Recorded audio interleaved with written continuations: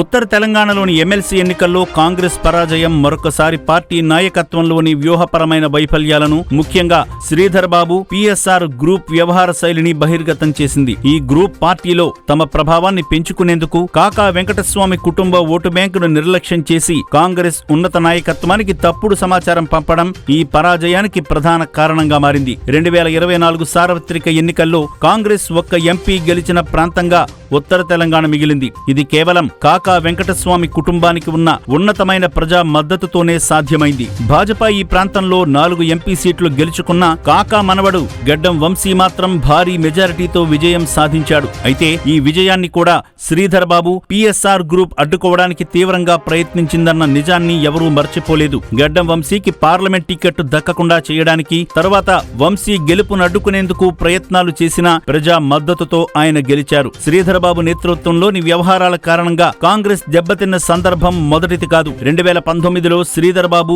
PSR కుల రాజకీయాలను అడ్డుపెట్టుకుని Vivek వెంకటస్వామికి Peddapalli MP ticket ఇవ్వకుండా అడ్డుకున్నారు. ఈ తప్పిదం వల్ల కాంగ్రెస్ అక్కడ గెలిచే అవకాశమున్నా బీఆర్ఎస్ ఆ స్థానం చేజిక్కించుకుంది. పెద్దపల్లి ఎంపీ సీటును కాంగ్రెస్ కోల్పోవడం వల్ల బీజేపీ ఉత్తర తెలంగాణలో బలపడడానికి ప్రధాన మలుపుగా మారింది. అయినా శ్రీధర్ బాబు పిఎస్ఆర్ గ్రూప్ ఎన్నికల వ్యూహాన్ని నియంత్రించుకుంటూ పునరావృత తప్పిదాలు చేస్తూ ఉంది. 2024 ఎంపీ గెలుపు కాకా వెంకటస్వామి కుటుంబ ఓటు బ్యాంకు ప్రభావానికి నిదర్శనం. భాజపా ఈ ప్రాంతంలో 4 ఎంపీ స్థానాలు గెలుచుకున్న వంశీ మాత్రం ప్రజా మద్దతుతో భారీ మెజారిటీతో గెలిచాడు. ఈ గెలుపు పూర్తిగా కాకా వెంకటస్వామి కుటుంబానికి ఉన్న బలమైన ఓటు బ్యాంకు వల్లే సాధ్యమైంది. ఇక్కడ ప్రధాన ప్రశ్న ఏమిటంటే శ్రీధర్ బాబు పెద్దపల్లి ఎంపీ విజయంలో తన క్రెడిట్ తీసుకున్నాడు. అయితే అదే వ్యూహాన్ని ఎమ్మెల్సీ ఎన్నికల్లో ఎందుకు అమలు చేయలేకపోయాడు అన్నది మరో ప్రశ్నగా మిగిలింది. ఎమ్మెల్సీ ఎన్నికల ఓటమికి ముమ్మాటికి నాయకత్వ వైఫల్యమే కారణమని స్పష్టమైంది. శ్రీధర్ బాబు పిఎస్ఆర్ గ్రూప్ పూర్తిగా ప్రచార బాధ్యతలు తీసుకున్నప్పటికీ